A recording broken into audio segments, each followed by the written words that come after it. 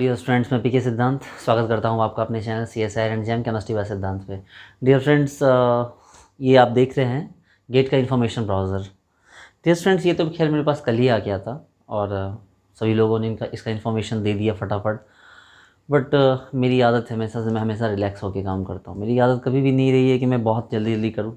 ठीक है, मुझे आप तक न्यूज़ पहुँचाने की जल्दी नहीं होती, लेकिन जब मैं कोई न्यूज़ पहुंचाता हूँ तो उसके अंदर जितनी भी छोटी बड़ी चीज़ें होती हैं उन सबको मैंने अकाउंट कर लेता हूँ। ठीक है, अभी बहुत सारी चीज़ें गेट में ऐड की गई है, इसके ब्राउज़र को मैंने पढ़ा। ठीक है, और काफ़ी चीज़ें इसके अंदर से निकल कर आई, तो वो आपके साथ मैं शेयर करने वाला हूँ।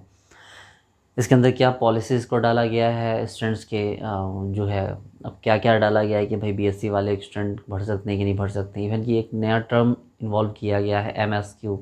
ठीक है, मल्टीपल सेलेक्ट क्वेश्चन, ये क्या है इसके बारे में सीखने में ही मुझे आज जो है ना 3-4 घंटे का टाइम लग गया।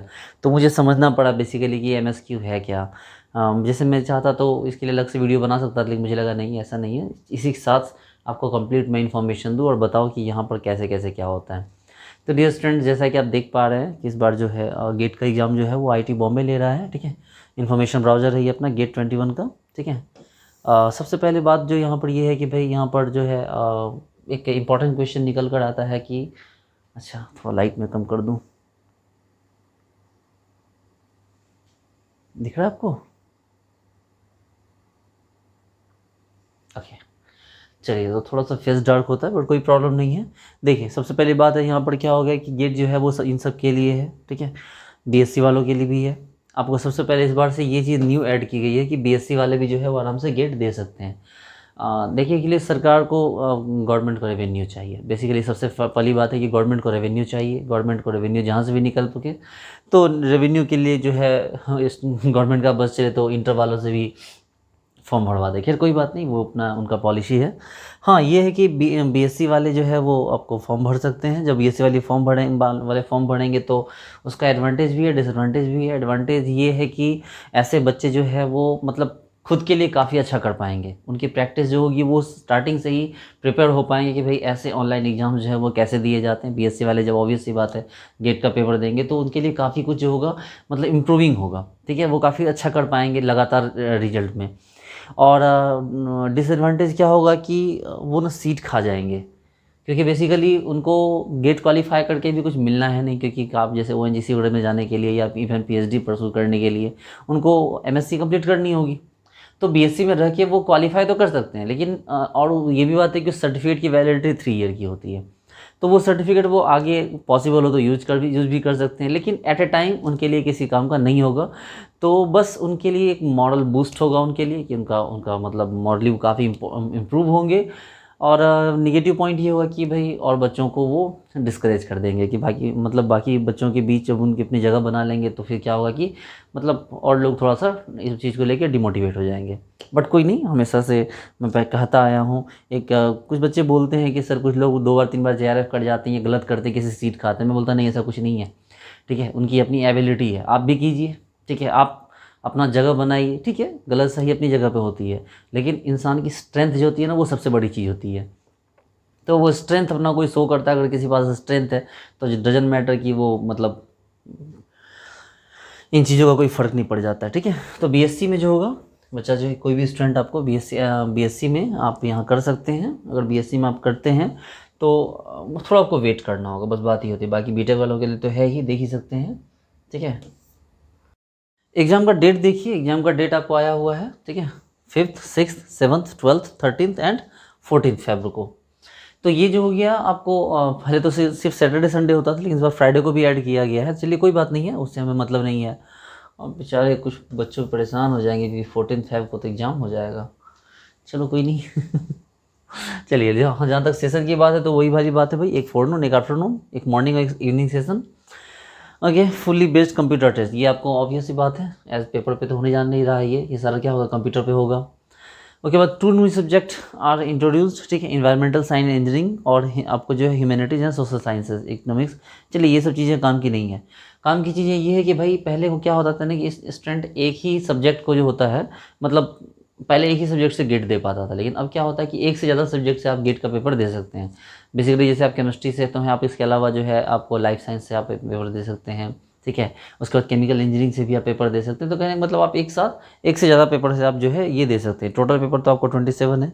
ओके, सिलेबस भी आपको प्रेजेंट है। चलिए सिलेबस भी देख लेंगे। उसके बाद बात करते हैं exam mode. CBT duration 3 hour, number of subject papers 27, पता ही है आपको। सेक्शन ये जो हो गया आपको जनरल, आपको कैंडिडेट सिलेक्टेड सब्जेक्ट वो आपको होता है। उसके बाद बात करें टाइप्स ऑफ क्वेश्चन की, ठीक है। टाइप्स ऑफ क्वेश्चन आपके पास देखिए ये एमसीक्यू है और साथ में एमएसक्यू है। न्यूमेरिकल आंसर टाइप पे तो आपको पहले से ही पता थे, एमसीक्यू भी आपको पहले से पता था, लेकिन इस बार एक नया चीज़ ऐड किया गया है और वो क्या है आपको, तो वो है आपका एमएसक्यू, ठीक है। अब एमएसक्यू क्या है, एमएसक्यू को आपको समझना पड़ेगा, ठीक है। आपको एमएसक्यू को समझना पड़ेगा कि एमएसक्यू क्या होता है।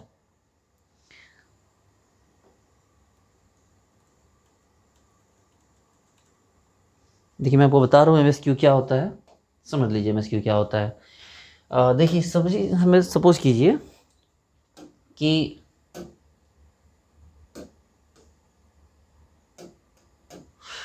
कि आपके पास, देखिए सबसे पहली बात तो ये समझ लीजिए कि एमएसक्यू के क्वेश्चन बनाने के लिए आपको बहुत ही डीप लेवल का नॉलेज चाहिए, ठीक है। आपके पास जो नॉलेज है ना वो अच्छा खासा आपको डीप लेवल का नॉलेज चाहिए, तभी जाके एमएसक्यू के प्रॉब्लम बनेंगे।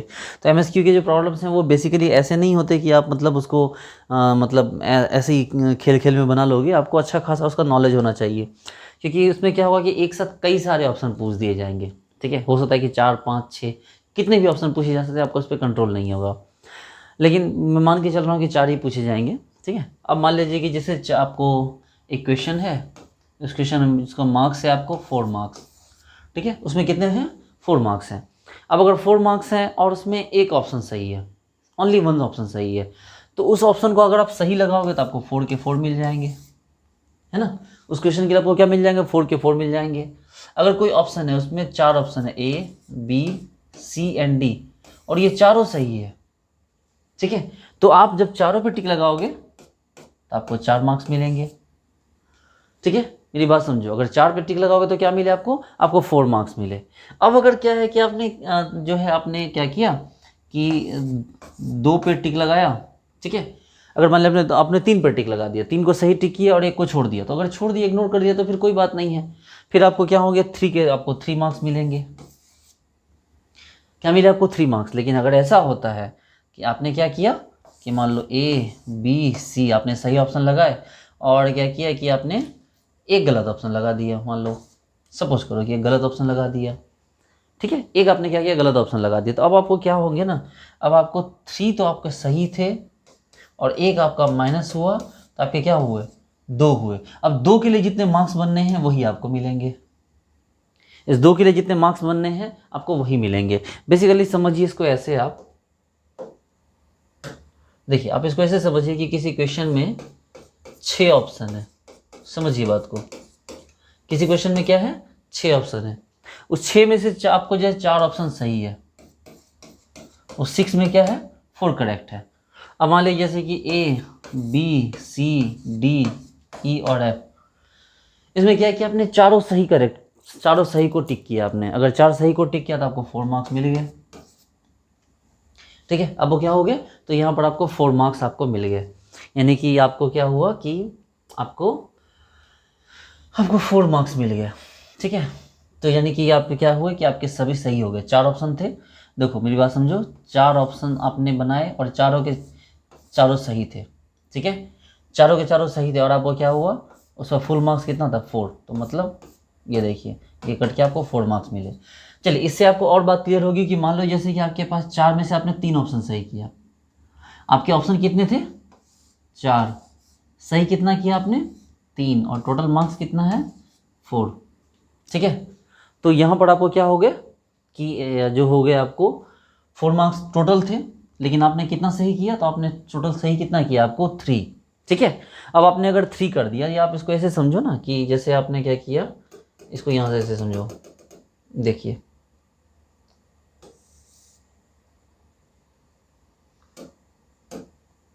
देखिए इसको थोड़ा समझना पड़ेगा आपको। देखिए कहने का मतलब ये है, कहने का मतलब ये है कि जैसे आपके पास A B C and D, ठीक है, ये 4 ऑप्शन सही थे और क्वेश्चन ऑप्शन कितने थे, ऑप्शन टोटल 6 है, ठीक है। टोटल कितना ऑप्शन है, 6। तो आपने 4 सही किए, गौर से देखिए, आपने क्या किए, आपने 4 सही कर दिए, 4 सही थे, आपने 4 के 4 किए, तो 4 और डिवाइड बाय 4, और आपको मार्क्स कितने मिलने हैं, एक आपको टोटल 4 मार्क्स मिलने हैं। तो कितना हो गया भाई आपको, देखिए आपको टोटल 4 मार्क्स मिल गए। अब क्या है कि आपको 4 है लेकिन आपने 3 ही ऑप्शन सही किए हैं, तो 3/4 इंटू 4, तो आपको कितने मिले, 3 मार्क्स मिले। लेकिन ये तब जब आप नेगेटिव मतलब रॉन्ग आंसर को टिक नहीं कर रहे हो, जब आपने रॉन्ग आंसर को टिक नहीं किया, जब आप जैसे ही रॉन्ग आंसर को टिक करोगे तो उस आंसर के बराबर मार्क्स इसमें क्या हो जाएगा, कट जाएगा। अगर आपके पास 4 ऑप्शन थे, 4 सही थे और 4 के लिए 4 मार्क्स था, ऑप्शन 6 थे लेकिन आपको सही 4 पे टिक करना था, आपने 4 सही टिक किया तो आपको 4 मार्क्स मिल गए। लेकिन आपने 3 सही किया है और 1 गलत किया, तो वो क्या हो जाएगा, वो आपको कट कर टोटल 2 मार्क्स आएगा। समझिए बात को। अगर आपने क्या किया कि जो है आपको अगर जैसे मान लीजिए कि जो है 2 आपने गलत कर दिए और 2 सही किए, तो आपको जो है मार्क्स उसका क्या हो जाएगा, ऑटोमेटिकली वो 0 हो जाएगा। तो कहने का मतलब ये है कि अगर आप जो है क्वेश्चन अटैम्प्ट नहीं करते हैं या छोड़ देते हैं तो फिर वो बच जाते हैं, लेकिन अगर उसमें नेगेटिव अटैम्प्ट होता है तो वो वहीं से क्या करता है, उसी से मार्क्स काट लेता है। जैसे एमसीक्यू वगैरह में क्या होता है, मतलब पहले क्या होता था कि जैसे अगर मान लो अगर एक भी ऑप्शन उल्टा पुल्टा हो गया तो वो पूरा क्वेश्चन गलत हो जाता, मतलब सेट अगर गलत हुआ तो पूरा आंसर गलत हो जाता। लेकिन ये जो है ऐसा नहीं हो रहा है, अब पूरे सेट को गलत नहीं किया जाएगा। मतलब अगर आपसे गलती हो रही है, कहाँ गलती हो रही है इस चीज़ को नोटिस किया जाएगा। अगर आप एक गलती करें उसके लिए मार्क्स काटे जाएंगे और बाकी के मार्क्स आपको दे दिए जाएंगे। और मार्क्स काटे कहाँ से जाएंगे, तो उसी क्वेश्चन से, कहीं बाहर से मार्क्स काटे नहीं जाएंगे। ठीक है, मतलब अगर आप कंटिन्यूसली 10 क्वेश्चन में आप ढेर सारी गलतियां कर देते हो तो भी वो आपको 0 मार्क्स ही कट होगा, क्योंकि अगर आपने सही बनाया तभी वो आपके मार्क्स काटेगा, और गलत बनाया है तो वो आपके मेन नंबर से मार्क्स को नहीं डिडक्ट करेगा। ठीक है, चलिए आगे बढ़ते हैं।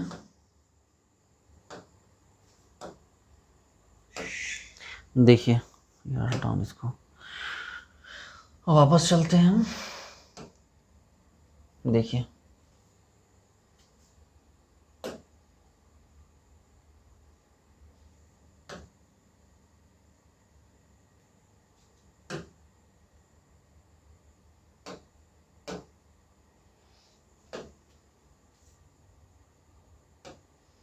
ओके,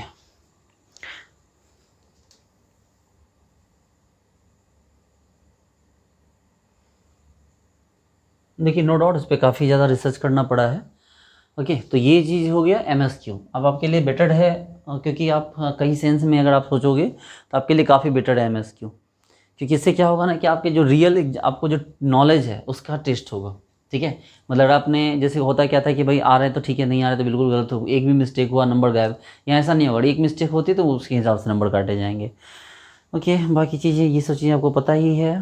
ठीक है ना, टोटल 65 क्वेश्चन होंगे, इसमें तो कुछ नया नहीं है। एप्टीट्यूड के लिए 15 मार्क्स के क्वेश्चन होंगे। ठीक है, जिसमें कि इंजीनियरिंग मैथमेटिक्स 30 मार्क्स होंगे, 13, और बाकी के जो होंगे सब्जेक्ट क्वेश्चन 50 मार्क्स के होंगे, और टोटल क्या हो गया आपको 100 मार्क्स हो गए। ठीक है, 65 क्वेश्चन होंगे और 100 मार्क्स के होंगे। जनरल के लिए कट ऑफ मतलब कट ऑफ आपको वही जाएगा 25, 26, 23, 27 कट ऑफ यही रहता है। ठीक है, जो मतलब जनरल ओबीसी ज़्यादा का फ़र्क नहीं होता है, 2 से 4 नंबर का फ़र्क होता है। तो ये आप इसके बारे में सोचिए, मतलब किसी क्वालिफाई करके क्या करना, आप टारगेट रखिए 50+ का, तभी जाके आप उस गेट के रिजल्ट के बिहाफ पे आप कुछ अच्छा कर सकते हैं। ठीक है, चलिए उसके बाद आगे बढ़िए। यहाँ से मार्किंग स्कीम जो हो गया, marking all of question 1 and 2 marks. ठीक है, ओके, पेपर कोड में आपको देख लेना है भाई कि भाई केमिस्ट्री वाले को क्या देना है पेपर कोड। ये आ जाइए केमिस्ट्री वाले,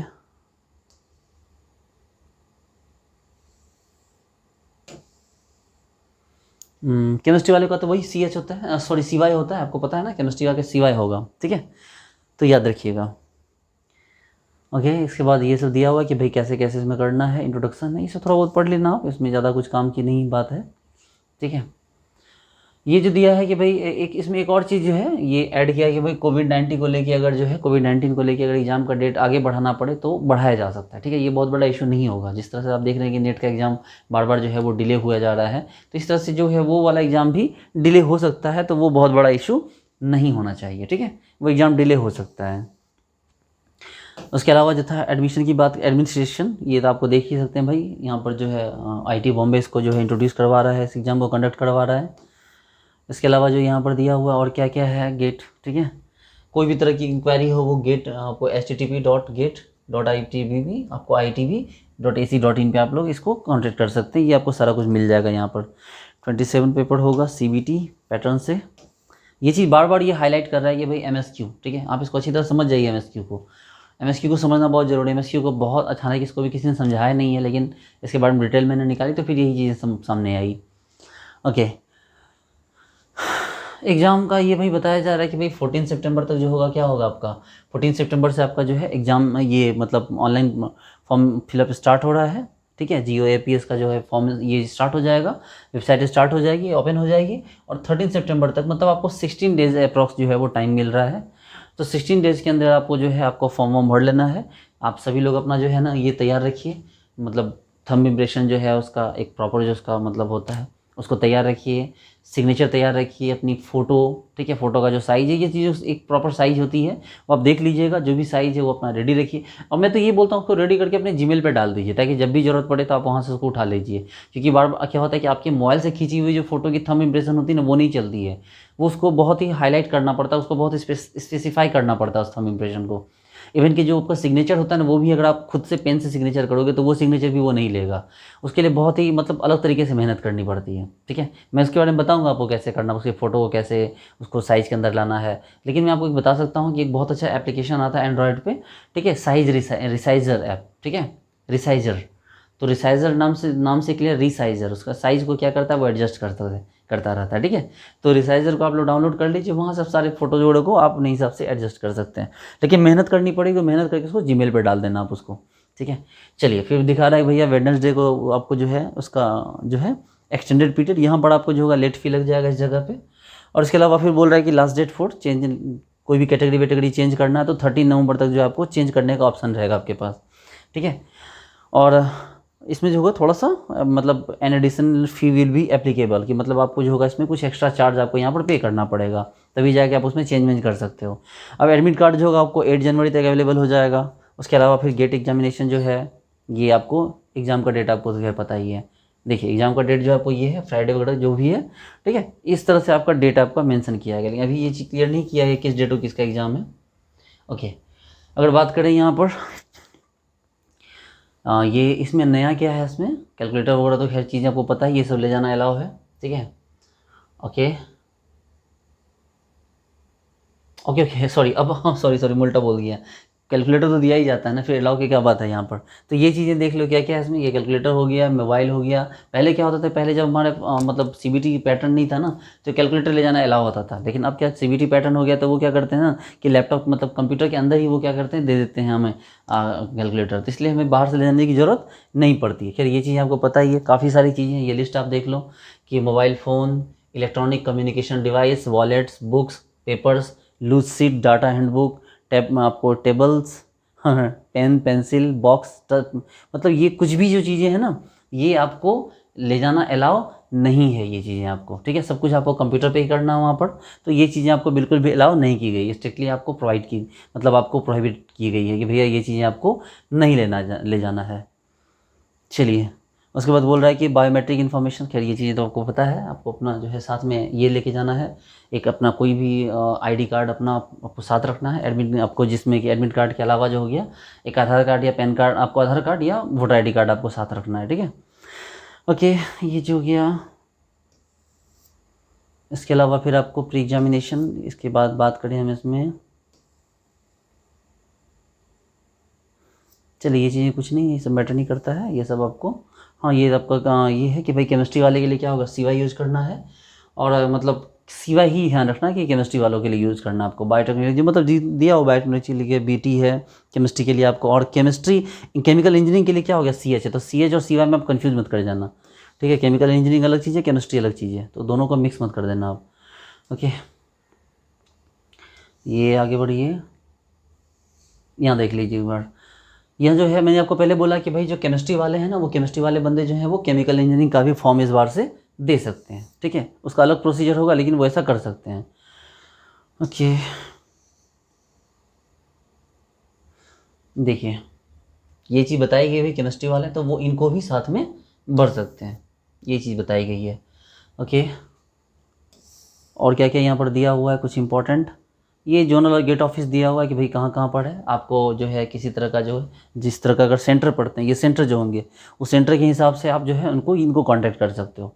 ठीक है, मतलब ये अगर आप जो है इसका यहाँ पर जो सेंटर पड़ते हैं, देखो जैसे अहमदाबाद हो गया, अहमदनगर हो गया, ये जितने हो गए ना IIT बॉम्बे के अंदर इसके जो जोनल ऑफिस हो गया, मतलब आपको किसी भी तरह की प्रॉब्लम के लिए इनसे ये जो है आपको कांटेक्ट करेंगे इनडायरेक्ट, मतलब इनडायरेक्टली, हालांकि इनडायरेक्टली क्या बोलो, डायरेक्टली ही समझिए आप इसको।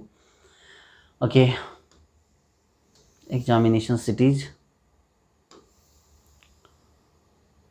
और ये जो फॉर्म है आपको पता ही है भाई, फीमेल कैंडिडेट के लिए 750, ठीक है, एक्सटेंडेड पीरियड में 500 बढ़ जाएगा। SC ST PWD के लिए भी क्या हो गया 750, और बाकी के लिए जो हो गया आपको जिसमें OBC और जनरल आते हैं इसके 1500, मतलब 1500। और यहाँ पर जो हो गया लेट फाइन लगा के, लेट फाइन सबके लिए बराबर ही है, ठीक है, तो वो 2000 रुपीज़। ओके, ये चीज़ें तो खैर आपको पता ही है।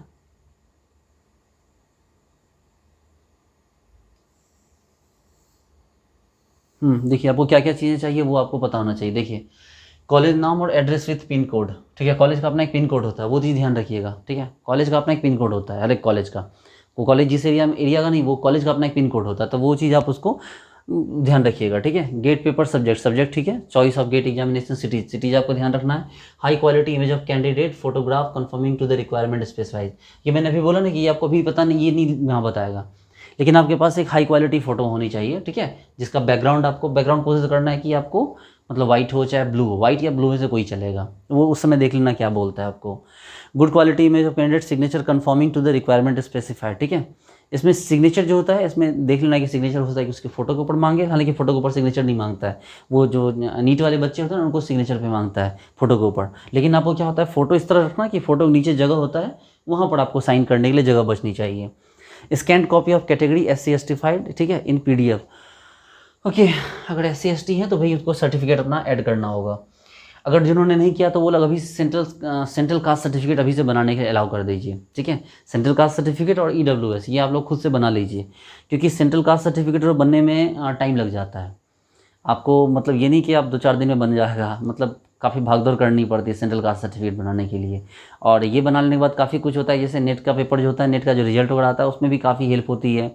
इवन कि आप जब PhD करने के लिए कहीं जाओगे तो ये सेंट्रल कास्ट देखो, कास्ट सर्टिफिकेट 2 तरह का होता है, एक होता है जो आपको स्टेट वाला होता है और एक होता है जो सेंट्रल वाला होता है। तो सेंट्रल वाला होना हमारे पास ज़रूरी है, जो स्टेट वाला है वो हमारे लिए काम का नहीं होता है, वो छोटे मोटे चीज़ों में काम आता है। लेकिन चूंकि ये गेट हुआ चाहे नेट हुआ, ये सब सेंट्रल लेवल एग्जाम है ना, तो इसके लिए वो आपको कास्ट सर्टिफिकेट भी सेंट्रल ही चलता है, तो वो बनवाना पड़ेगा आपको। अपने इलाके में अपने ब्लॉक में जाओगे, वहाँ से अप्लाई करोगे, फिर वो आपको जो कमिश्नरी है वहाँ पर, वहाँ से भेजेगा, और मिनिमम 8 to 10 डेज़ का टाइम लगेगा, अच्छा खासा समय लग जाता है उसमें, तो वो बनवा के आप लोग रेडी रखिए। स्कैन कॉपी ऑफ डायस्लिक्स सर्टिफिकेट, ठीक है, डायस्लेक्सिक्स सर्टिफिकेट, ओके, इफ़ एप्लीकेबल, ये मतलब डाइजेबल है। अगर आप मतलब ये बोल रहे हैं कि भैया अगर आप मतलब विकलांग हैं, विकलांग की कैटेगरी में आते हैं, तो इसके लिए आपको ये चीज़ें हैं। ठीक है, वैलिड फोटो आइडेंटिटी प्रूफ, ठीक है, ये है ना, ये देखिए बोल रहा है कि detail of the valid photo identity document ID, the same ID in original must be carried to the examination hall. Examination hall में आपको वही ओरिजिनल ID आपको लेके जानी है जो आप यहाँ पर प्रोवाइड करोगे। ठीक है, और ये आपको फीस पेमेंट जो है वो आपको ऑनलाइन कर देना है। देखिए ना, क्रेडिट कार्ड, डेबिट कार्ड जो भी है आप अपना कर सकते हैं।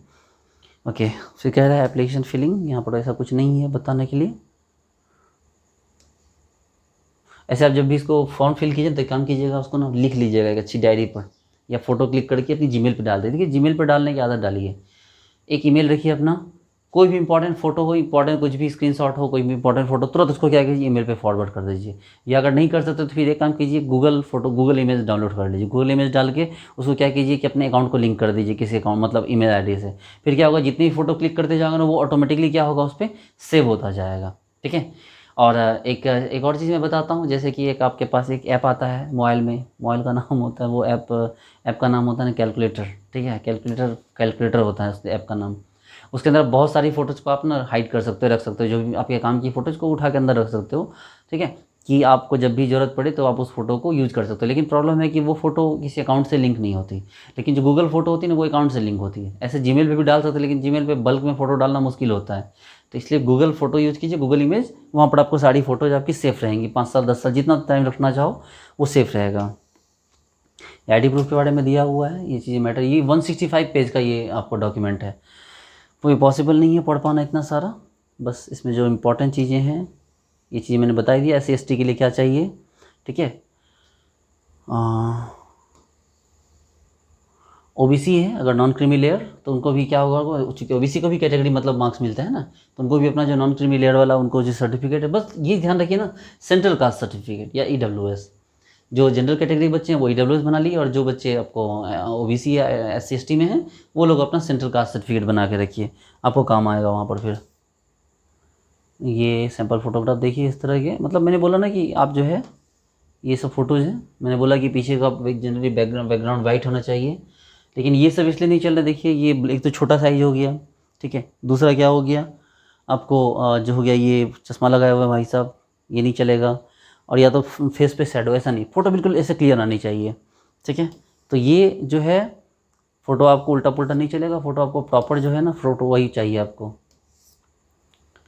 उसके अलावा सिग्नेचर देखिए, सिग्नेचर की बात करें तो सिग्नेचर इस टाइप के सही हैं, ठीक है, लोग रेड मतलब इस लाइन के अंदर होना चाहिए। देखिए सिग्नेचर का भी काफ़ी काम करना पड़ेगा। यहाँ देखिए, यहाँ पर ये जो है सिग्नेचर जो होता है वो 10 KB का मैक्सिमम होना चाहिए, ठीक है, 10 से 200 KB के आसपास का होना चाहिए। और जिसका ये साइज़ होना चाहिए वो 2 सेंटीमीटर 7 सेंटीमीटर, स्क्रीनशॉट ले लीजिए, ठीक है, 2 centimetre into 7 centimetre with into height, ठीक है। तो ये फ़ोटो आपको होनी चाहिए, ठीक है, ओके। और ये जहाँ तक इसकी बात है फोटोग्राफ की, देखिए फोटोग्राफ भी क्या दे रहा है अभी, 3.5 सेंटीमीटर टू 4.5 सेंटीमीटर, ये इस साइज़ का फोटोग्राफ होना चाहिए। और इसमें जो है ध्यान रखने वाली बात है, इसको आप लोग अभी जितना जल्दी हो सके तैयार कर लीजिए। मैंने बोला ना रिसाइजर ऐप, रिसाइजर, ठीक है, इमेज रिसाइजर करके एक ऐप आता है, उस पर ये सारी चीज़ें आसानी से बन जाएंगी। एक फ़ोटो लेना, उसको अपने हिसाब से रिसाइज कर लेना, उसके साइज़ के साथ साथ उसका जो उसका मतलब साइज़ के साथ साथ उसका जो टोटल है, मतलब क्या बोलूँ, जो वॉल्यूम है वो भी यहाँ से इस ऐप पर डिसाइड हो जाएगा। चलिए, ये फ़ोटो हो गई, सिग्नेचर हो गई। सिग्नेचर में भी आप ध्यान रखना ब्लैक या ब्लू यूज़ कर सकते हो, इसके अलावा रेड या बाहर इस तरह की आप यूज़ नहीं कर सकते। देखिए ना, ये इस तरह की चीज़ें एक्सेप्ट नहीं की जाएंगी। देखिए ये सब चीज़ें एक्सेप्ट नहीं की जाएंगी, ना बहुत छोटा हो ना बहुत बड़ा हो, ठीक है, और ना सारा कैपिटल में हो ना फुल फॉर्म हो, तो ये चीज़ें नहीं चलेंगी, ठीक है, एटर्ना चॉल्व है, ओके। बाकी चीज़ें तो आपको पता ही है, फॉर्म भरते टाइम आपको दिख जाएगा। देखिए सिलेबस में क्या क्या ऐड हुआ है वो बात हम लोग देखेंगे कि सिलेबस में बहुत सारी चीज़ें ऐड हुई है, न्यू एड ऑन हुआ है, ठीक है। इसके हिसाब से हम लोग अपने ऐप को भी, जो मेरा ऐप है केमिस्ट्री बाय सिद्धांत, को भी लोग इसी हिसाब से एडजस्ट कर रहे हैं, ठीक है। और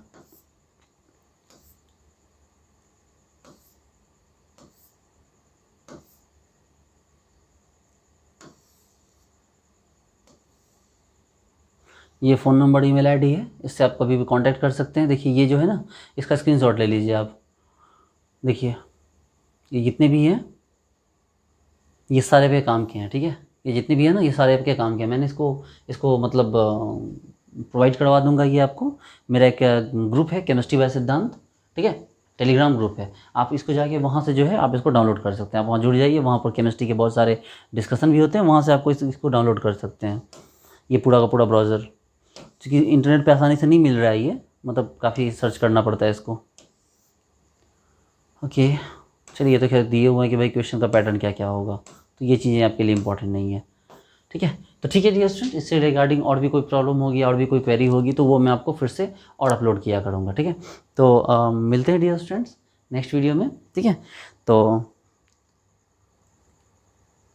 किसी भी तरह का कोई डाउट हो, कोई प्रॉब्लम हो, तो मैं उसके लिए ऑलरेडी प्रेजेंट हूँ। और इसके अलावा जो होता है, मेरे ऐप पे आप आइए, मेरे ऐप पे आप रजिस्टर हो जाइए, वहाँ पर भी हम लोग सारे बहुत अच्छे से प्रिपेयर करते हैं। इवन कि हम लोग व्हाट्सएप ग्रुप बना के अलग से वहाँ पर सारे क्वेश्चंस को डिस्कस करते हैं, तो आप वहाँ भी आ सकते हैं, ठीक है। तो डियर स्टूडेंट्स मिलते हैं नेक्स्ट वीडियो में, thank you so much, bye.